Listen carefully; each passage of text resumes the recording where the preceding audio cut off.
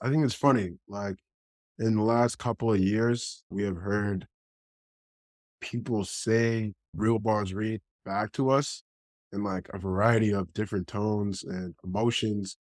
And I think we really just had to have this podcast now to talk about the true meaning of it, say it in the tone that it was meant to be said it.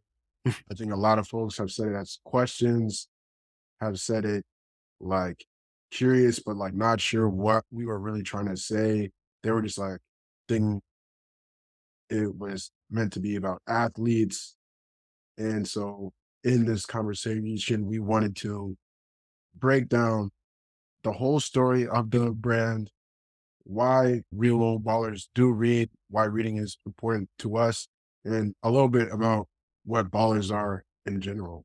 So, Jan, like, what do you think is the first time that you heard real ballers read? What is the story of that phrase? Mm. I think it was probably in middle school for us, Yeah. early in high school, but I think middle school time frame sounds about right. Um, just because we were getting taller and starting to play basketball more seriously, loving basketball really, but also at the same time being incredibly frustrated with people's so like quick to just assume that we do play basketball, think that all we do is care about sports or whatever. Mhm. Um, and of course, we did have so many other interests, so many things that we dreamed about and cared about and wanted to pursue in our lives. But it was really our mom who would always step in to talk about how being good at anything like a sport or in any particular talent really doesn't mean much if you can't like read and learn and express yourself in a very particular, specific, intentional way. So, she was the one that started saying real ballers read at first. And it was kind of to defend our own growth as like young children at that time, young black boys at that time. Mhm. Uh, and for the longest, I don't even know if we really took it to heart just because we were still caught up in kind of the insecurity of just who we were. Uh, Yeah. it definitely took it definitely took some years once we got into college to really like appreciate just what real ballers read means to us because our mom was constantly telling it to us. Mhm. No, I think it's really deep, man, because it's like as young black boys, the almost number one role models that we have like are basketball players. I think And then rappers too. rappers too, but I think there's something about the sports, especially from a young age, that just seems so like glorious and incredible, and they're so visible. I think it's just such a powerful thing for our mom to have said to us, just given how our dad and mom were trying to raise us, and just knowing that that wasn't the only option. It was never like, yeah, my kids are just going to be NBA players. And I'm trying to think though, like when the first time we thought of the blog was, because Mm. we were because we started reading books more for fun in like high school, and I just don't even know how the idea like took shape. Yeah. Well, I kind of remember a bit, but you talking about um, just kind of like where we were at when we first started hearing real ballers read did and just the presence of basketball players, athletes as Mhm. people to look up to, role models.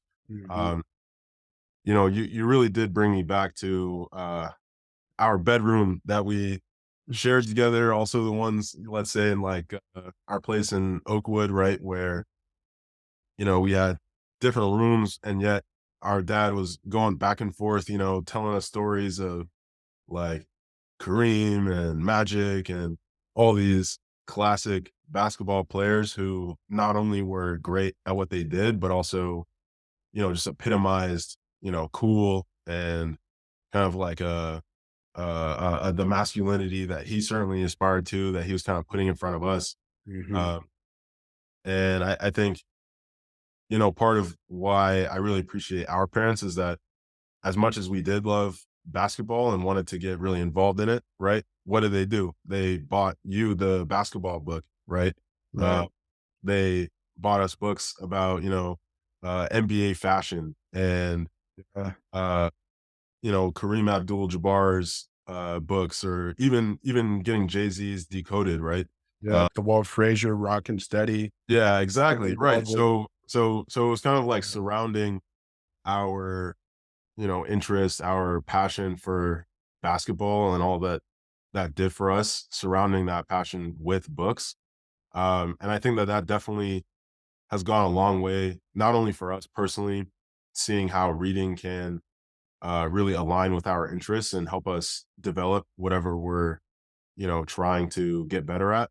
But it also definitely totally informs our advice to other people, right? Which is that if you are trying to get back into reading, or if you are raising a kid that you want to raise as a reader, it's always got to be about what they're interested in and then just offering the books to supplement that interest. You see what I'm saying? Uh, So that was definitely modeled for us growing up.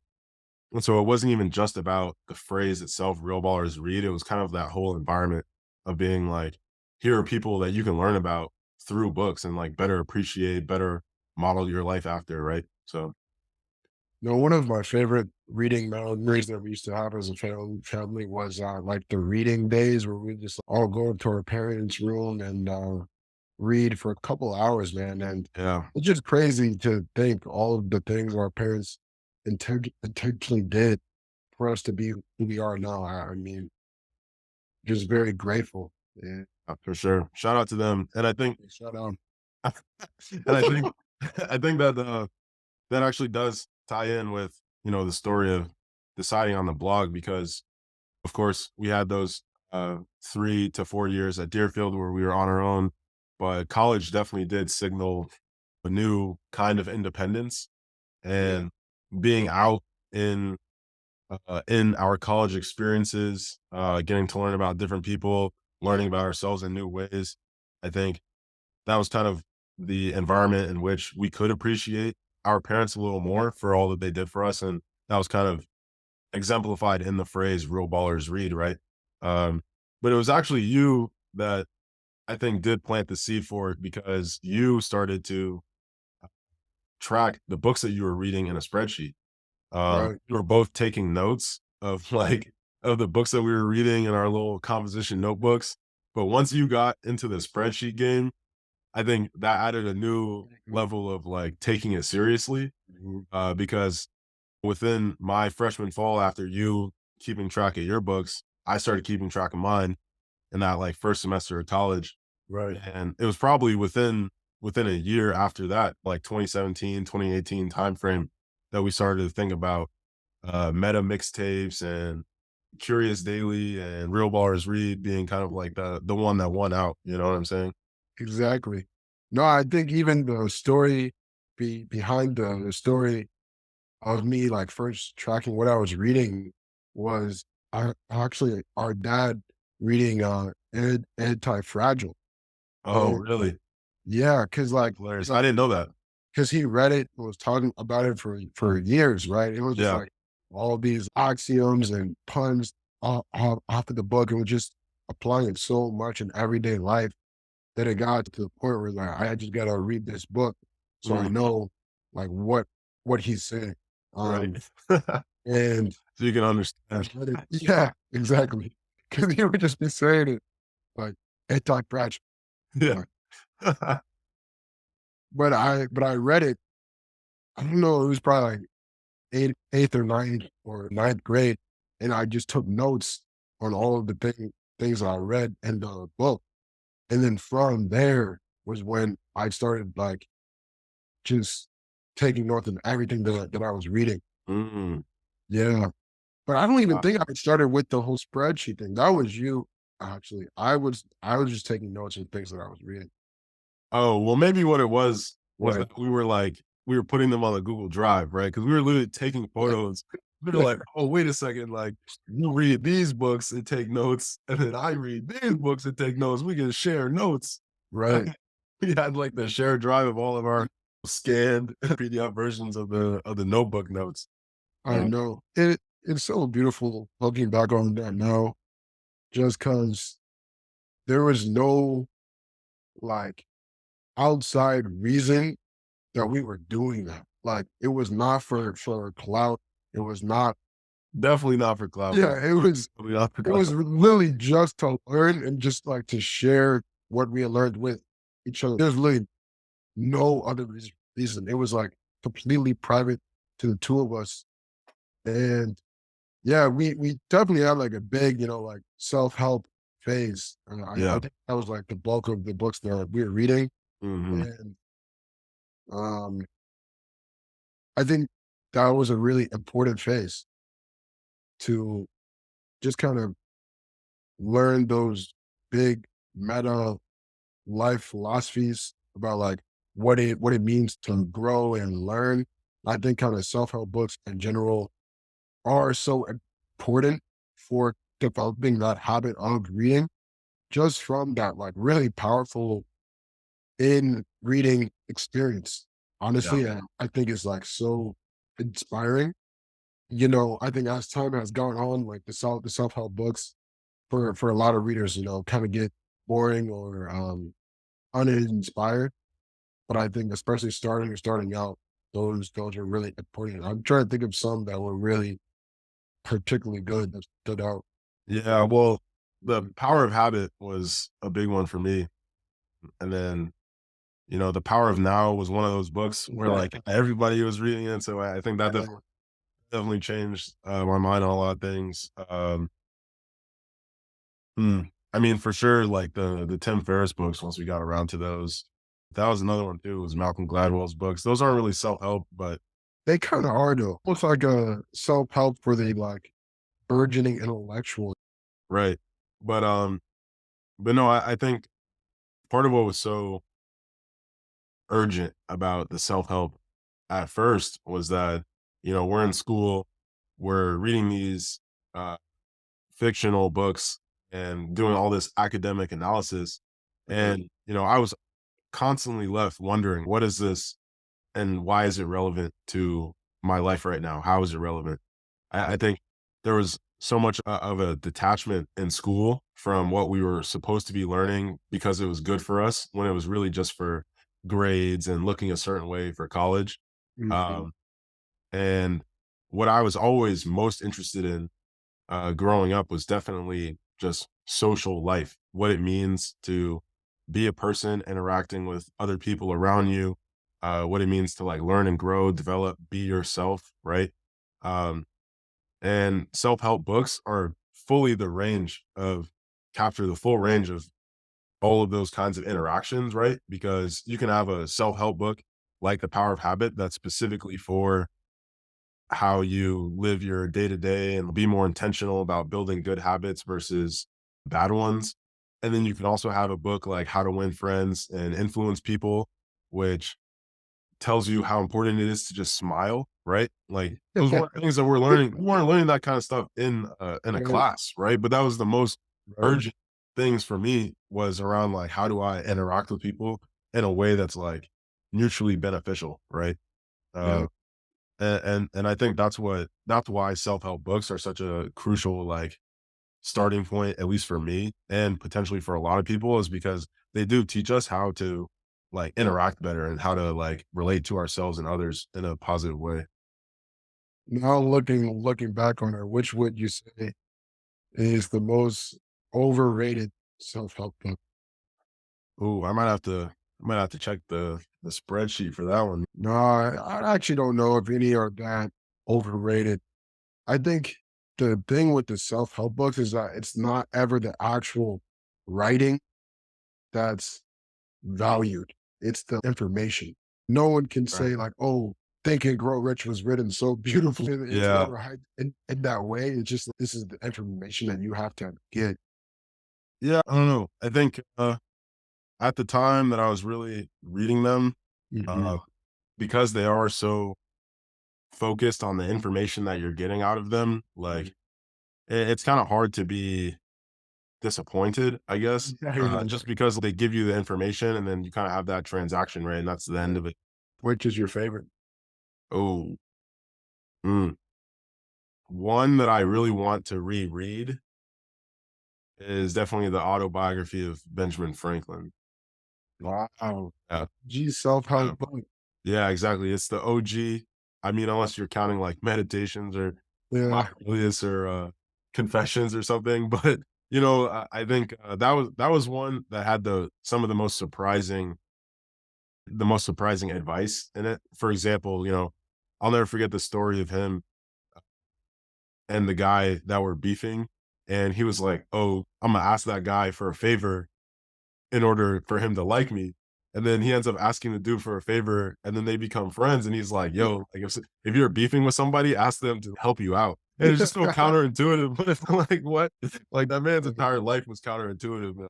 So I think that was really a fun read, and it's short, obviously, but it's something that I would like to return to because maybe part of it as well is that because it's situated within an autobiography. Um, it just reads more like a story than, some of the, like, more piecemeal Mhm. how-to self-help books. What do you think? Yeah, no, I just want to tell a quick story of our great teacher, Bernie Baker. Mm, And it was so funny, man. We were covering 18th century America, and it comes up, Franklin's book. He's like the autobiography of Benjamin Franklin. Like, what huge book industry or genre did this book spawn? And literally, like, we were guessing for like a minute, bro. Like, no one came up with the answer. And then he was like, help, self help. dang. Yeah, and I was like, wow, like, that is insightful, though. It wasn't until I had read the book later where I really saw that just how my meticulous, he was even spreadsheeting each of Right, his character traits, right. temperance, patience, courage, every single day. And Right. that level of dedication to your own personal growth is very inspiring. Ben Franklin, yeah, did a lot of interesting things. One of the few white guys, you know, I'll look up to a little bit. Um, Yeah, that's real. I think that was definitely one of the major factors of getting less and less interested in the self-help space is that it's so white. I mean, damn, that's publishing in general has obviously got, a lot of bigotry and discrimination still around. Um, but I think in particular, the more that I learned about racism, sexism, classism, right? Like being in Bernie Baker's classes, learning about colonialism and all the like fucked up things that have made the world what it is, right? I was like, you can't tell me that like this all comes down to just individuals like choosing to help themselves, right? It seems like an open secret, right? That self-help is usually written by and for white men to continue to be successful in the system as it stands, um and so there was something that definitely felt really empty about that at first. I still do reflect on just like what it means to kind of recognize that we do have this ability to be intentional with our lives and learn and grow. Um, but at the same time, recognize that it's a very limited like worldview when you're looking at such like big historical like problems. yeah. No, that's really true because the self help world view that like everything can be changed and fixed, and that the world is basically confined to your own body and mind. You just have to see it in a different way. I would say for me though, my favorite self help book ended up being, believe it or not, "Awaken the Giant Within" by Tony. Wow. Yeah, Wow. I That was a good one. I, that one I just think is such a funny book too. He kind of opens it up with the whole Messiah complex. Like I'm getting off the helicopter, like kissing babies, like Right. fighting chess. Like Years ago, I was mopping floors at their just how did I get here? exactly. Yeah. And then breaks down like, all these different areas. But I just think that book is so interesting because he had read 700 books when he was growing up. And it really shows in that one. It's like to me, the synthesis of a lot of different thoughts and Mhm. ideas. And I think it's just a great starter. Yeah, talk about surprising Mm. advice and tidbits. I mean, he was like, "Yeah, you need to be screaming your goals at the top of your lungs in the shower every day." Or he's like, "Oh yeah, like, this woman uh had a serious fear of snakes, and all doctors said that it was impossible to cure her, and I cured her in 3 minutes." He was like, "What?" It's like, "What, bro?" But that stuff works. It works. Yeah, even with Tony Robbins, I mean, like, I did love that book. I think it definitely does a great job, uh, kinda honoring the wonders of people's giants within, right? Mhm. But at the What same are time, some I was like, "Man, like, this guy's talking about cosmic power and how it can help you get a red Ferrari," you know what I'm saying? It's like, "Oh, yeah, you're gonna use all this power to just get yourself a mansion and, a helicopter and everything like that." I'm like, "Man, like, aren't there better things to be directing this towards?" Maybe, probably. right? No, but I'm trying to think of some Black self-help authors too. Ed Lattimore, I think, was one for us Yeah. that was really interesting. Um, David Goggins Oh, yeah, for sure. was another bender. See, even the whole category of self-help, though, when you take it to Black authors, and he expands into something I think a lot more beautiful. Because a writer that I'm thinking about, off the top of my head, is Baldwin, the Malcolm X. It's like those are actually in the same sense, very self-help feeling. Even Coates, Between the World and Me, Yeah. has that kind of vibe, Yeah. you know.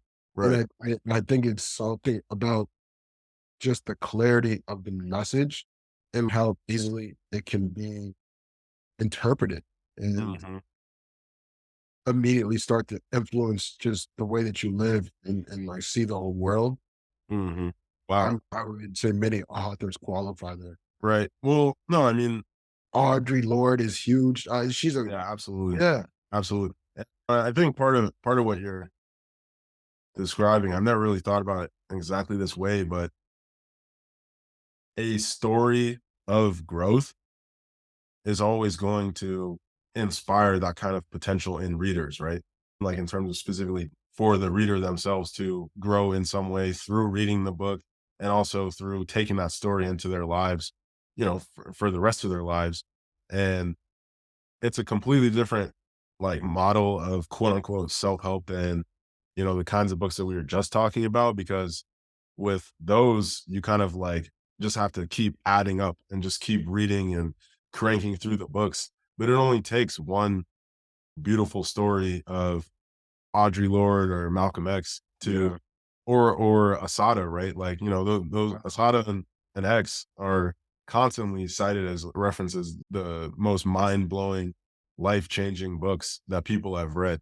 Yeah. And so much of that has to do with just the changes that they underwent in their own life Mhm. and values that they believed in. Mhm. And like, how has your relationship to reading changed since really taking real bars read seriously? Mm.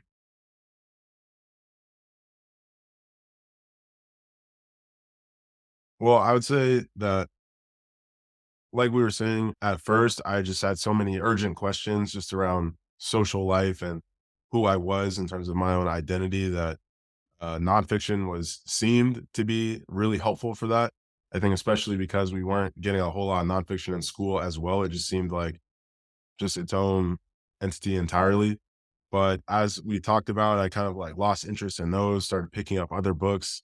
I think as we got into Real Bars Read, at first, I had even more pressure to just read more books, um, which I don't think was very useful. I mean, it was kind of like a phase and nothing wrong with that. But I think I was so caught up in showing that we did read a lot that I was just kind of like reading books because I thought that I could read them in a day or because the concepts were pretty easy.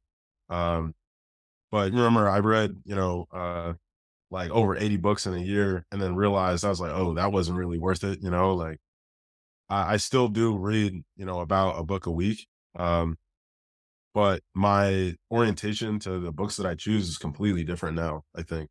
I'm really looking for the story and, following authors as well. Right. Right. So like, once I read Beloved, I was like, man, now I really gotta read Song of Solomon and then Sula, right? And I want to read Jazz next. And um I read Bluest Eye as well. So Grace had a really funny reaction to Josh. She was just like, "What happened, yo? Like, what was this?"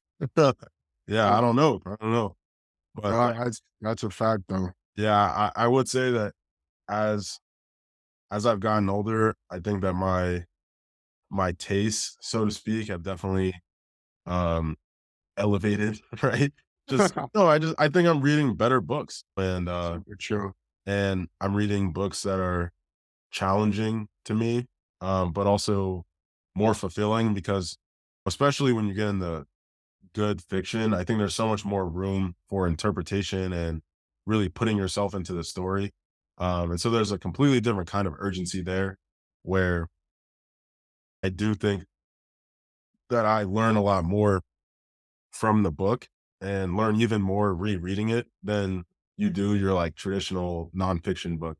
Um, because of course you change over time, you go back to the book, and then you're just rewarded for rereading it because there are all these things that see differently now.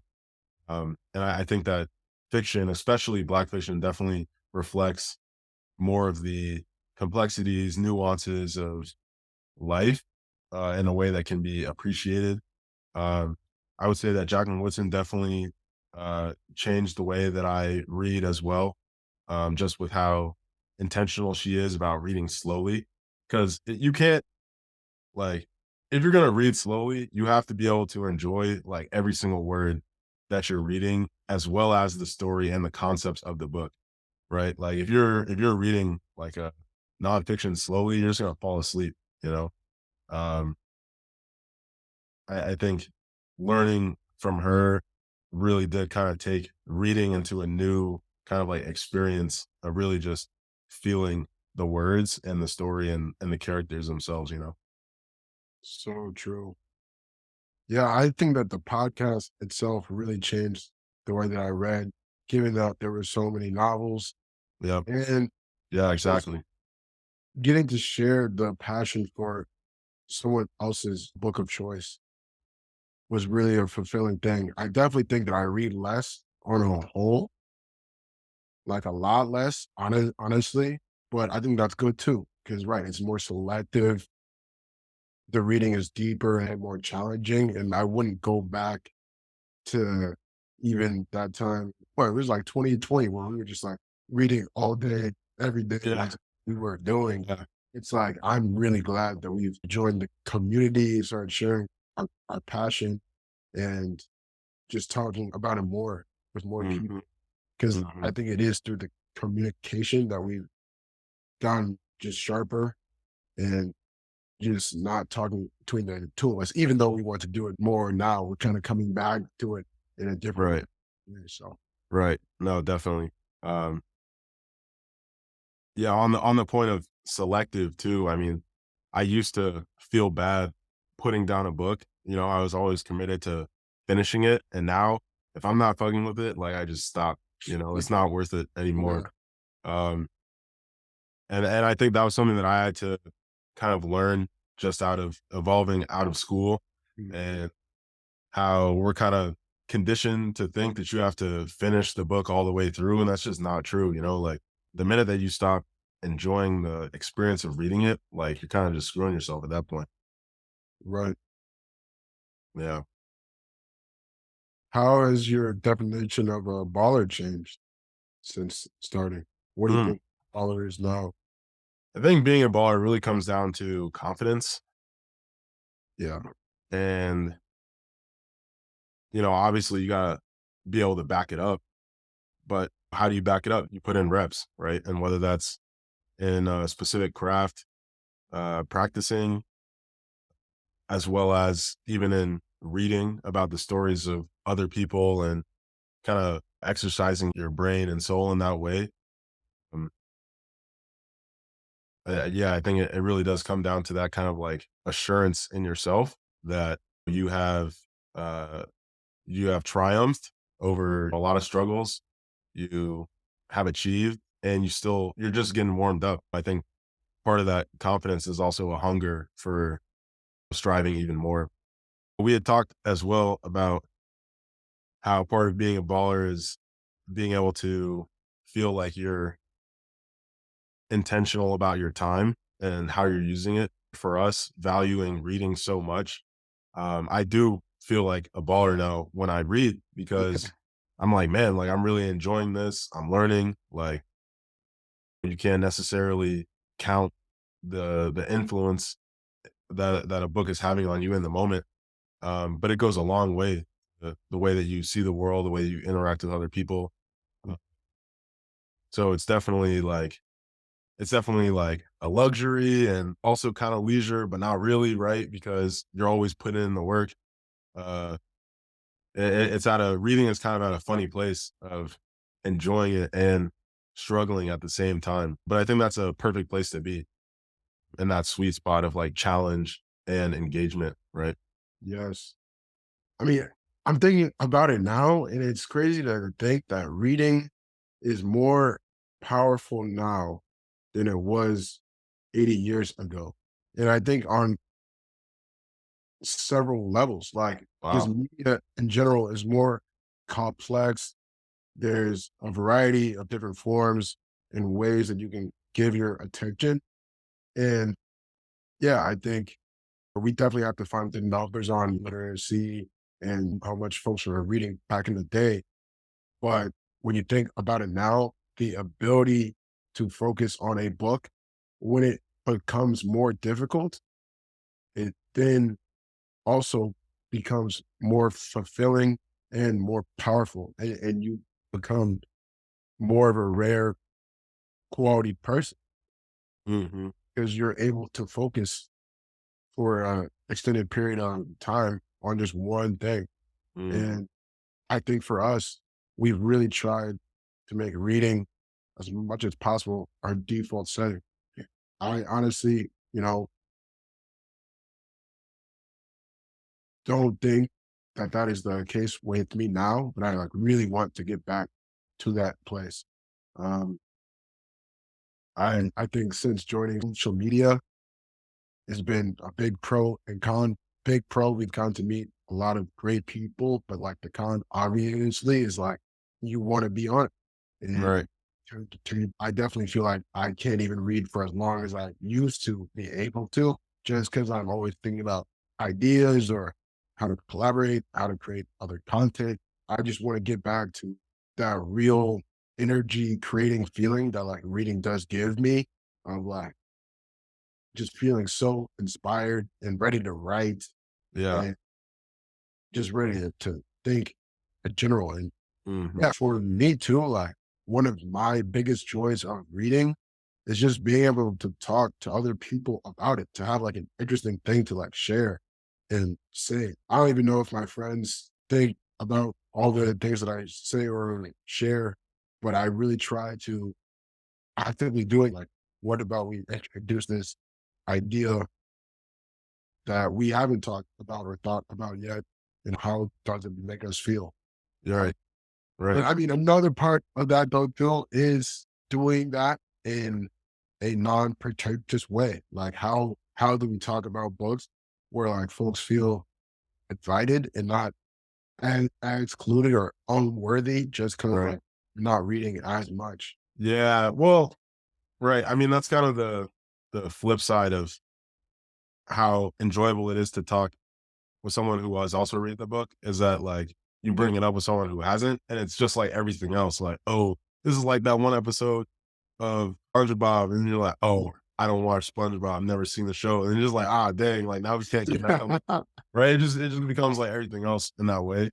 Um, but of course, for books, I think there is so much more uh, of a deeper engagement with the book that it leads to like much better conversations than just like a one-off like skit reference or something. Um, I think but for me though too, as we've started to read more challenging books, I think it has become a little harder to like talk about them or share them because I'm still like figuring it out and trying to interpret them, and they're yeah, heavy. yeah, If I was at dinner with like a friend, I just bring up like the things that I'm like feeling from the bluest eye, we're both gonna throw up, you know? And like hmm, if I just talk about native sun, like the middle of the time when I'm meant to be having fun, it's kind of like the biggest buzzkill ever. You know? right, So I think that's another part of it too, is like it's just not always socially the right time to talk about everything that I'm reading about. right, I yeah. don't I mean, well, you brought up the word pretentious though, and obviously baller does have some yeah. connotation of right like high living. Um, but yeah, what makes reading seem so pretentious? Like, is that more about how the person comes off? Is it something inherent to books, right? Because what do you think? I immediately thought of the Eric Thomas line where he's like, "Don't think you did because you read it." Yeah, You know, exactly. all I gotta read Yeah, is one page, and I'm done yeah, with the book. yeah, You know, right, and I think it is all about the quote unquote marketing for whatever people visualize readers look like and sound like. mm, They're usually an academic or a professor or, someone that makes you feel uncomfortable and stuffy by how much they know. And they're using all these big words and terms.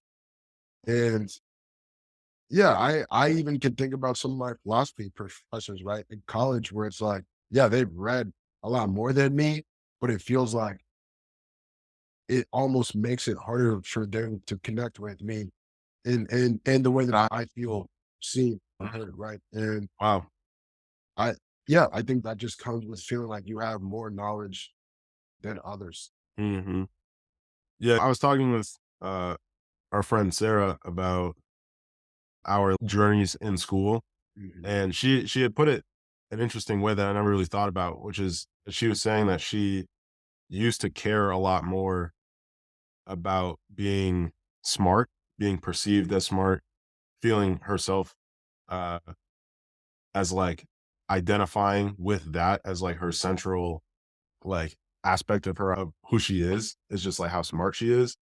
And I think I went through a similar journey of her.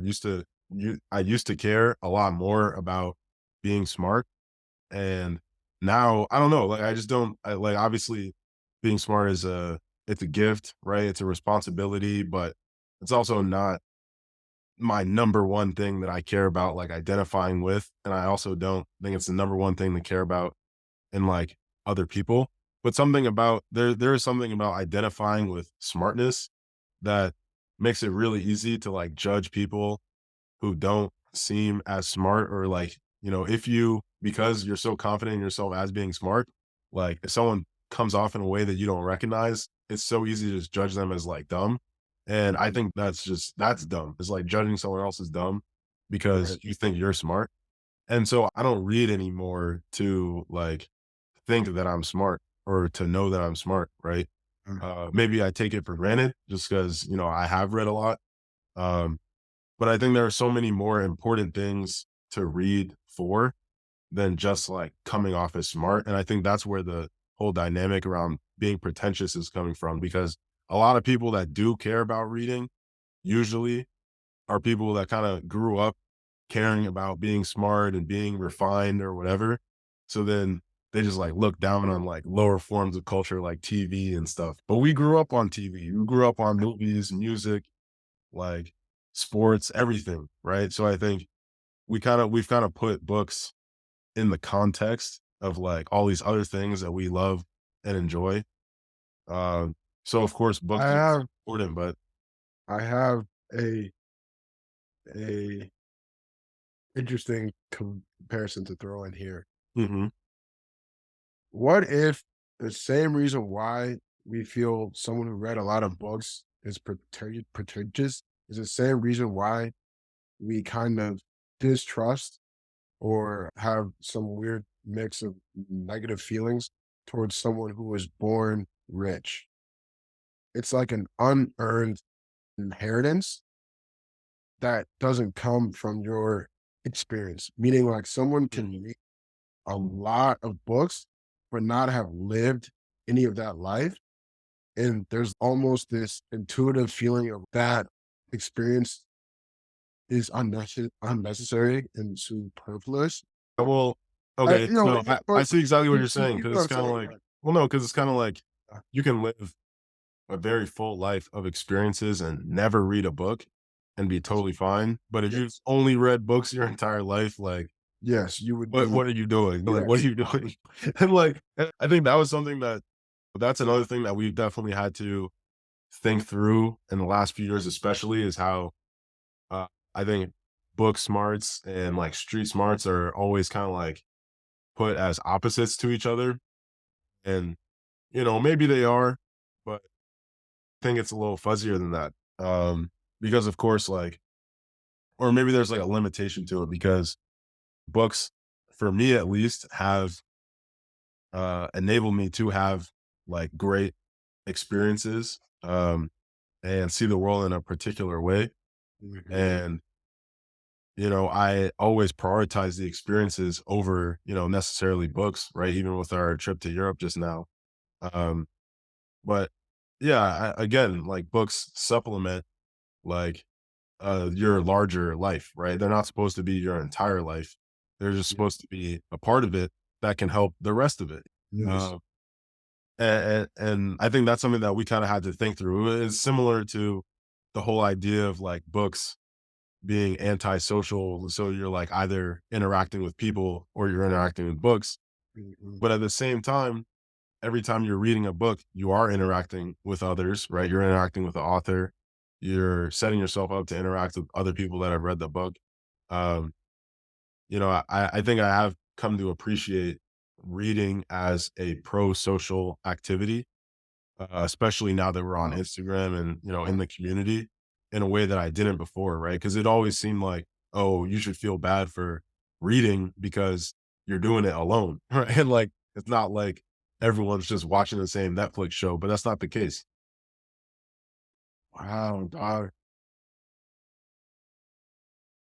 No, that's a really interesting point. And I think even helps me and thinking about reading. Do you think both Instagram though is an echo chamber? Let's cut out that quite Okay. thought thought of it for some odd reason. This is fire. This is I mean, yeah, I think it is. But like, who isn't an echo the chamber echo. right now, you know? Exactly. No, that's Um, just how social media is creating. and I think as well, like, just off of the fact that we're all in different places, there's even more of a urge to like want to be in the same conversation with other people, which means being on the same books.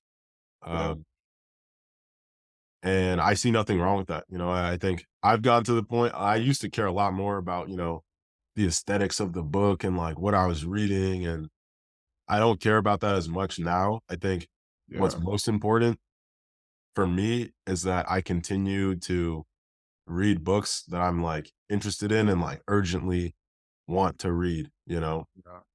And that's more about me developing as a reader and a writer and just, as a person in general. Um, but that takes time, right? That takes time. And also like, that's how I wanted it to be, right? Like you could want to keep up with what everyone's reading too, and there's nothing wrong with that. Yeah. Is there anything that we didn't explain or go over? I mean, this has been fire, I think, Yeah, well, or a question that we want to ask. yeah, well, another way to phrase the title of this episode is why real ballers read. Like why are we doing this as opposed to something else? Why do we care about not only our own reading habit, but making reading something that's more accessible, enjoyable, and Mhm. interesting to other people, right? Man, we didn't even talk about this, bro. And this is the biggest part of it. Is literally that's school ruins reading for a lot of folks, and we talk about that. Have talked about it throughout the podcast. I Yeah, think it's really important to highlight now is like we feel the responsibility to make this messaging as helpful and like, positive towards um road placing that narrative, especially in young folks' minds, that like reading is something that needs to be tedious and unfun and like things that they're graded on. Because that's not real life at all. yeah. And It's crazy how it's not real life, but it's still experience, right? Like yes, school ruins reading for most people, including us for a second, off of the real live experience of like reading books that you're not interested in, right? That might be like canon, but are totally irrelevant and not something that you would pick for yourself. And yeah, it's not real life, but also like people have that visceral experience. And books they're kind of used as weapons in a way. They're kind of like condition and formalize you in a very particular way. right. Um, and people are naturally defensive of that, and so I think it's not only the messaging for us, but it's something about building out that experience of like actually enjoying a book, right? I think that's what we're still looking for, not only for ourselves, but for everyone. Yeah. And I think there are so many of us too that, yeah, just come out of school never wanting to read a book again. And for folks in our age range too, I think this is a really important message to hear. And even hearing, I think from you, Jen, that it's like a pro-social thing to be doing is like really important because part of talking about this activity more and talking about it with other influencers is making it acceptable. And More cool, yeah, cool. yeah. So Yeah, no, that's real. Because I mean, I think I'm curious what you think about this comparison as well. But I think about all of meditation, right, and how much that's kind of been yeah, propped up as just like an important like skill habit to have or mindfulness. I totally believe in it as well. I'm sure I don't really practice it myself necessarily, but you're completely, let's say, in the a classic example of just sitting with your eyes closed and just trying to empty your mind out, right? There's the practice of that, which all these people put attention on and have all these stats for how beneficial it is. uh, And then what I think about is how you could have a very similar experience of course, like being quiet, sitting by yourself, but in the company of a story or a book, right? It's a very gentle experience in terms of it's just words on a page, and yet it's still very stimulating to our minds and to our spirits and just who we are.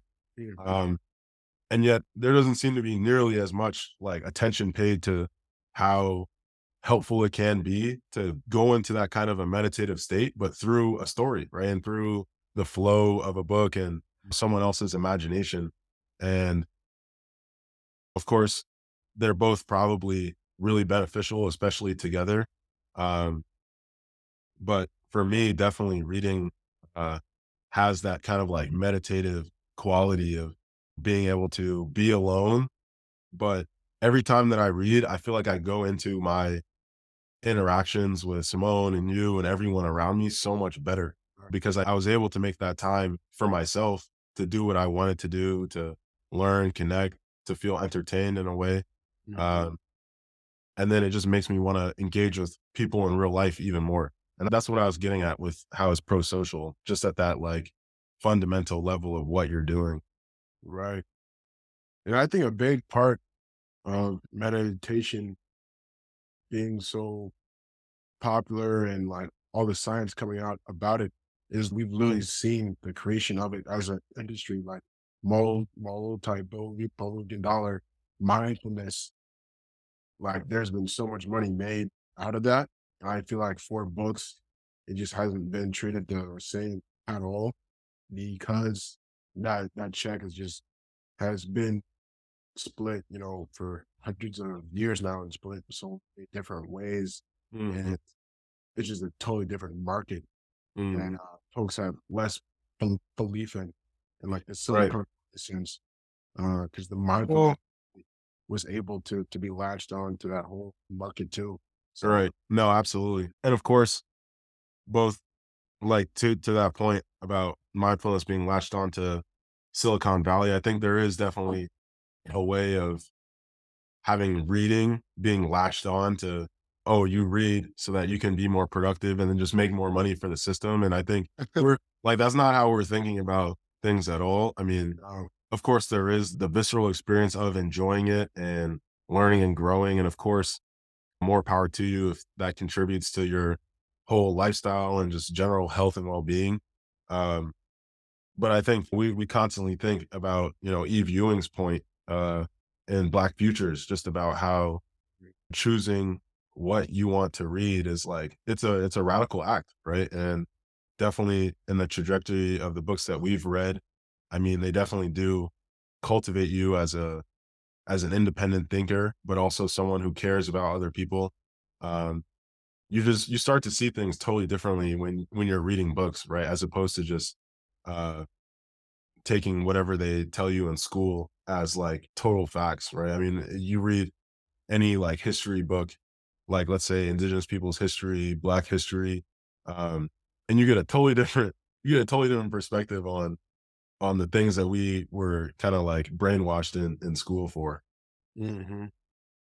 No, I mean, on that same point though, too, reading is such a important and powerful act for the very reasons we talked about, like echo chambers and feedback, like especially now on the internet, information and the truth is so fractionated into all these different groups where everyone is living in their own realities. Hmm. And we need to just be making more connections across those groups, across different people, beliefs. And I think that comes with a deeper understanding of history and the world in general. And that comes from the thoughtfulness of not having a confirmation bias. We've talked about this before too, just how books are such low stakes ways to learn about something or um, interact with somebody who might disagree with you. It's way different putting your thoughts on Twitter or responding to someone else's thoughts on Twitter and then having the potential for backlash and getting canceled or whatever. But when you're reading a book, man, like I really am bothered by this worldview or bothered by this problem in the world. And then you can read about it and then come to your own decision around it without having to worry about, getting put on blast for it. Um, Yeah. and, of course, that's not the main reason to to read, is just to avoid that. But you know what I'm saying? Like it's such a much more intimate experience because it's off Wi-Fi, it's off the phones, right? It's a private experience that's at the same time very public in terms of, how you interact with people after you read. No, and that's a great point. And, I never would have thought that I would have brought up this guy's name in this podcast episode. But that's why I actually appreciate Thomas Sowell. Oh, because wow. I think he's so thoughtful in the way that he writes, but through reading his books, I have like seen specifically why I disagree with his worldview in a lot of Mhm. different ways. Wow. And I don't know the economics side as much, but he has a very political understanding of history that I think that he tries to ground in another field, Mhm. and which I think I benefited from, like carefully thinking through his arguments and not just hearing Republican talking points on XYZ, probably Fox News channel. So Yeah. Yeah. Wow. Yeah, that's so true. That's very true. a lot of Republicans too could benefit a lot from him. So yeah, Just reading in general, Democrats too, everybody, bro. everybody, Really everybody. yeah. So Yeah, and then yeah, that's kind of what we were saying about, reading being a small part of your life that can help every other part of it. I mean, this isn't like just reading nonstop all the time, right? This is literally just, reading a little bit a day. If you're reading something that you're really interested in, like maybe more, but that's totally up to you. It's kind of about like right. having the awareness of how it can fit into your life in a beneficial way for you. What do you think is the best way for like someone who's hearing this podcast, like to make their reading habit stronger? Mm. A couple things come to mind.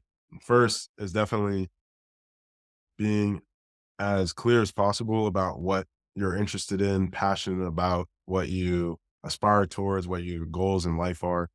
Um, because just even writing down three of those things will probably give you like 500, 1,000 books that you could possibly read to kind of make progress in those areas. Um, I think definitely aligning the books that you're reading as much as possible with what you're really interested in, what you urgently and importantly want to learn about, um, will always help because then let's say like you're working or you're studying, uh, you're going about your day, doing all the little things that we do on a day-to-day basis. And then you have a minute, maybe it's literally a minute, maybe it's 5, maybe it's 30 or an hour, but you're like, "Oh, what would be a great way to relax a little bit and still feel productive and learn in a new way is like reading this book that's aligned with the interests that I care about?" Mm. Um, and so I think that for sure is the best way of just like seeing how books can fit into your life in a beneficial way. Um, and then second would just be, starting small. I mean, there are a lot of times, especially when I'm really busy, where my goal for the day is just to open a book. If it's like literally opening it, reading like a sentence and being like, nah, I really don't have the attention for this, close it, that's totally fine. Mhm. But chances are when you set the bar that low, like you'll read a little bit and then be like, "Oh, you know what? I actually do have a few more minutes," or "I'm really interested in the story," and I lose track of time. And next thing you know, you're reading a little bit longer. But at least just in that act of opening a book or saying, "Oh, I'm only gonna read like a page," or having some ridiculously low bar, I think that always makes it easier to like get the ball rolling. Uh, Would you say differently, or do you have something else you think? Oh man, I Mm. think our mindsets on how to build the reading habits are similar. I think as much as you can make it enjoyable and fun and aligned with your interests, the stronger the habit will be. Mhm. So, Yeah, um, I would say if there is a third thing, and maybe this is the most important, is definitely having like a reading buddy or something. Because of course we had each other. We had people around us, like our parents, as we were talking about, who cared about reading. Um, but I think a part of the strength of Real Ballers Read for ourselves, you and I, Miles, and for anybody else, is really just about expressing the power of like a tight relationship. And you don't even have to have the same interests or the same schedule or anything. It's just that kind of intention to to learn and read and grow and develop in a particular way. Um, and having a buddy in that sense always will help you go a lot further than just going on your own. Exactly, man. Exactly.